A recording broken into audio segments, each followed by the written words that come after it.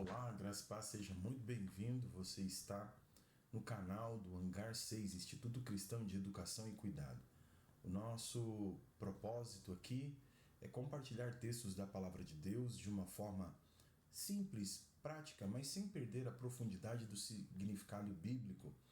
E para isso nós convidamos você a se inscrever nesse canal, fazer dele também o seu canal de estudo. Você que gosta de Bíblia, de teologia, de refletir, pensar sobre como viver a vida cristã autêntica e genuína, você é nosso convidado. Se inscreva, ative as notificações. Toda terça-feira nós temos vídeo novo no canal e quando você assinar as notificações lá, você será avisado de um novo vídeo. A minha pergunta é: você está ajudando alguém que Deus mandou não ajudar? Essa é uma pergunta que eu gostaria de começar nesse vídeo de hoje. Você já considerou que talvez possa estar fazendo algo sem entender completamente o sentido do amor ao próximo? Será que você ou eu não sofremos da síndrome do bonzinho ou da boazinha? Quais são os limites para ajudar as pessoas? Existe amor, um amor ao próximo sem limites? O que a Bíblia propõe? É isso que nós vamos falar nesse vídeo. Então nós temos aqui algumas ideias. Você que ainda não é inscrito, volto a dizer, se inscreva no nosso canal. E você que já se frustrou ajudando alguém que não queria mudar, escreva aí, comente aí, deixa no comentário a sua frustração, a sua indignação. Se quiser compartilhar, né, sem citar nomes, a situação e quanto tempo você demorou para perceber, porque às vezes de fato nós não percebemos e há apenas uma boa intenção, mas toda boa intenção ela precisa de alguma medida de reflexão, de senso crítico. Então a Bíblia de fato ela ensina a prática da generosidade e a ajuda ao próximo. Isso é um valor cristão. Mas ela também nos orienta a exercer discernimento ao ajudar pessoas, observar. Tem que ter um pouquinho de avaliação. Então existem tipos específicos de pessoas que a Bíblia adverte não ajudar. Nós não podemos ajudar indiscriminadamente, principalmente para não alimentarmos comportamentos pecaminosos ou irresponsáveis. E é sobre isso que nós gostaríamos de falar hoje. Fique até o final, esse vídeo eu tenho certeza que vai te ajudar e esclarecer muita coisa. Então, se você quer, à medida que for pensando aqui, lembrar de alguém, compartilha, não deixe de enviar esse vídeo e ajudar. Primeira orientação que nós temos, e eu gostaria de compartilhar aqui dentre as várias, é que nós somos orientados pelas Escrituras Sagradas a amar ao próximo como a nós mesmos. Isso é uma verdade, isso é uma premissa do cristianismo. Porém, a Bíblia também nos diz, em 2 Tessalonicenses capítulo 3, verso 10, que se alguém não quer trabalhar, também não coma. Por que Paulo orientou, ao escrever esse texto, essa frase para a igreja de Tessalônica?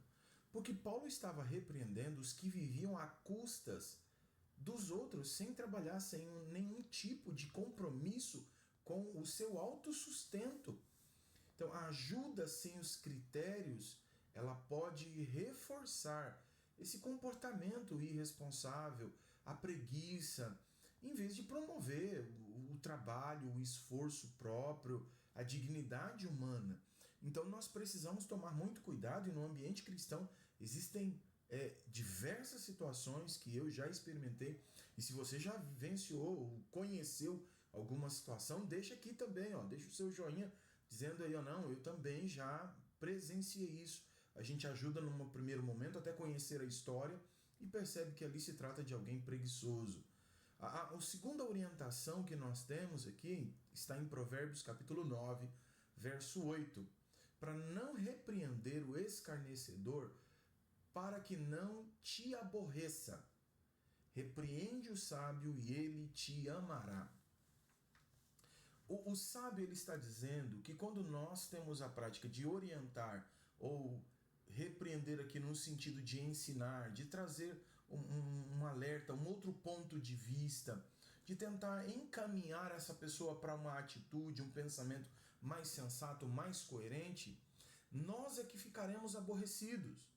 Nós vamos nos aborrecer. Por quê? Porque os zombadores, essas pessoas escarnecedoras, elas rejeitam conselhos porque não querem a correção.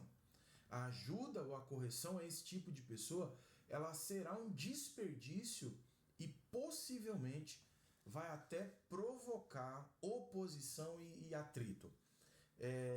E eu poderia citar aqui diversas situações onde eu vivenciei isso e com certeza você também tem alguma história nesse sentido para contar. O terceiro tipo de gente que nós não devemos ajudar à luz da orientação bíblica é o perverso ou o ímpio que persiste no mal.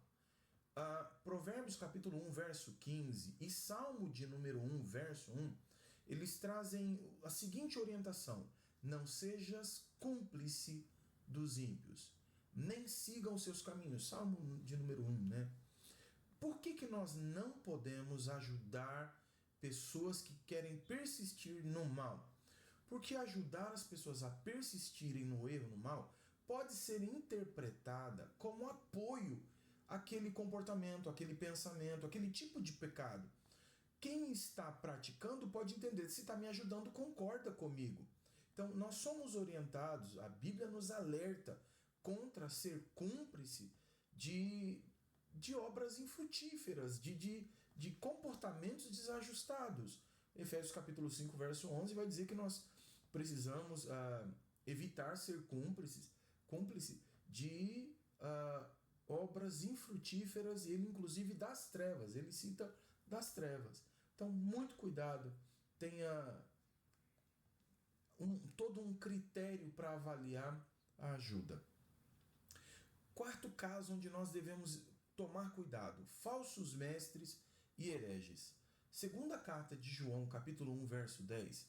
Se alguém vem a nós e não traz esta doutrina, o apóstolo João está dizendo, não o recebais em casa, nem o saudeis. Por quê, professor Roberto? Porque acolher, apoiar, incentivar, contribuir com alguém que propaga heresias pode legitimar seus ensinos e induzindo outras pessoas ao erro. Eu conheço alguém que é meio atrapalhado da vida, mas ele caminha com o professor Roberto, que é gente boa, que é um cristão que procura viver a vida autêntica do Evangelho. Por essa associação, pode-se subentender que aquela pessoa, aquela que promove falsos ensinos, ela está de alguma forma sendo legitimada pela nossa parceria. Então, nós somos orientados a não tratar com hospitalidade, o que não é sinônimo de hostilidade, tá bom? Nós não devemos proporcionar um ambiente onde essa pessoa continue na prática do ensino, da heresia, que não condiz com as Escrituras. Não devemos nos associar e evitar esse tipo de proximidade. O que João está dizendo é que a verdade deve ser preservada com zelo. Esse é o nosso papel. Quinto tipo e situação onde nós precisamos tomar cuidado: pessoas que estão em disciplina em suas igrejas. E aqui nós vamos lembrar que uma igreja cristã evangélica séria, ela possui práticas, marcas que distinguem de igrejas que não têm compromisso com as Escrituras Sagradas. Dentro dessas marcas que identificam uma igreja séria, existe a disciplina eclesiástica, que é o processo de chamar alguém que está andando dentro da comunidade com comportamentos, práticas, ensinos, ideias que não condizem com o Evangelho. E é um dever daquela comunidade chamar essa pessoa primeiro para a instrução.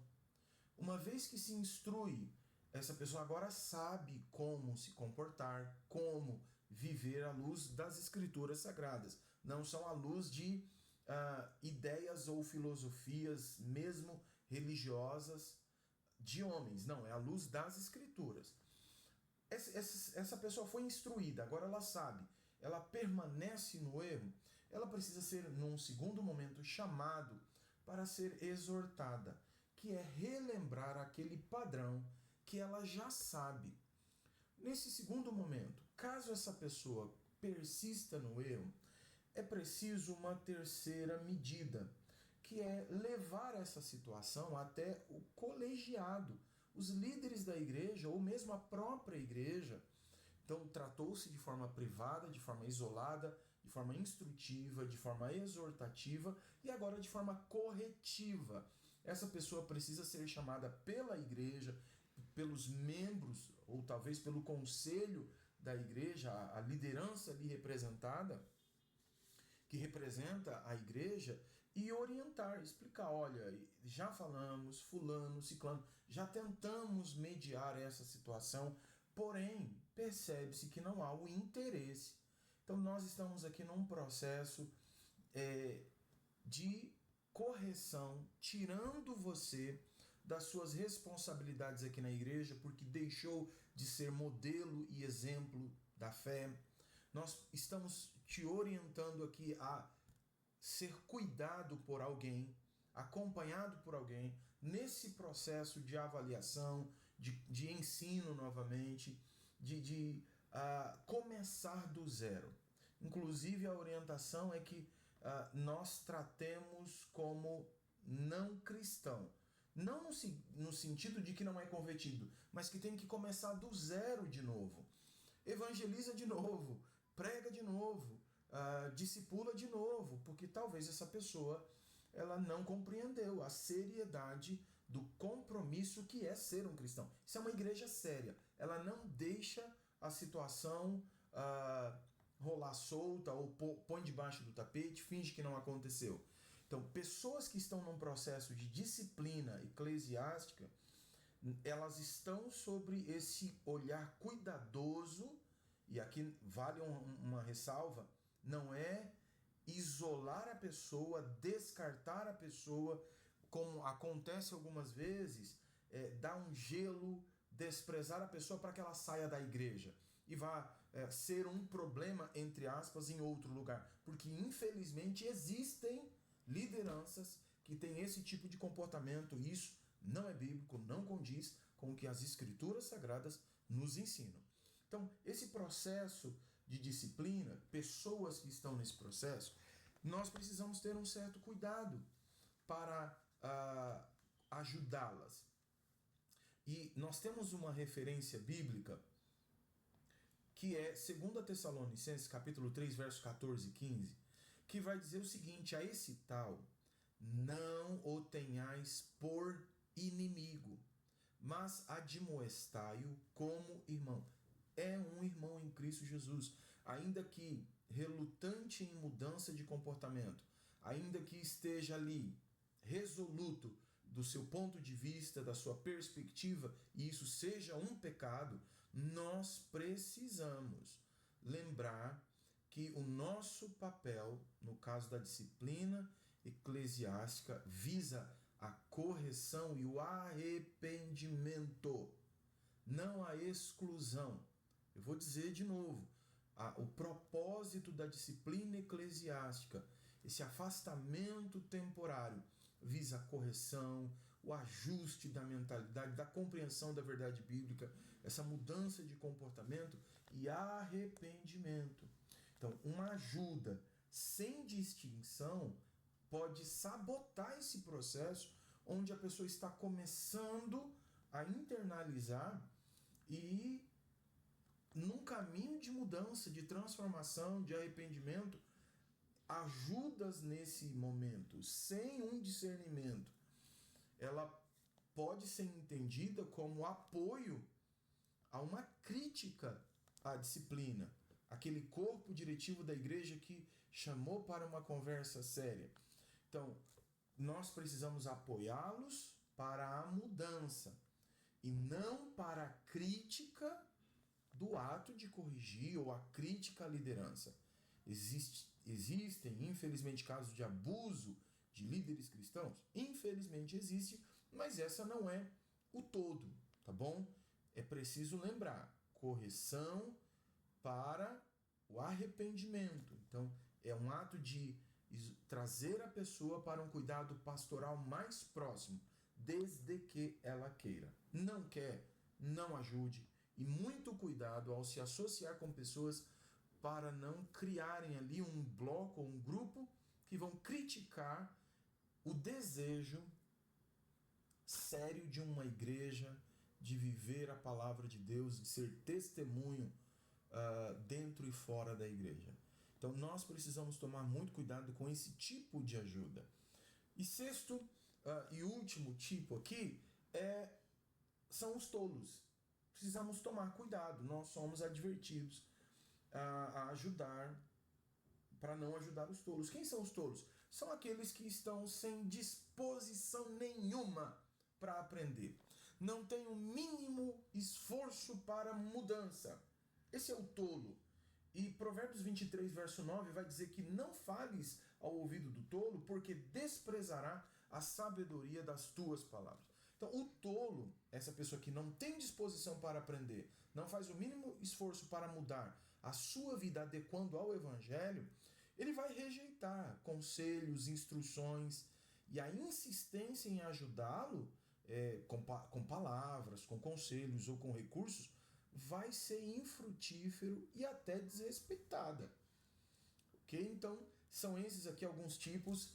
Se você já se frustrou em algum desses casos, ajudando alguém que não queria mudar, deixa aqui o seu comentário, deixa aqui assim o seu joinha, me frustrei.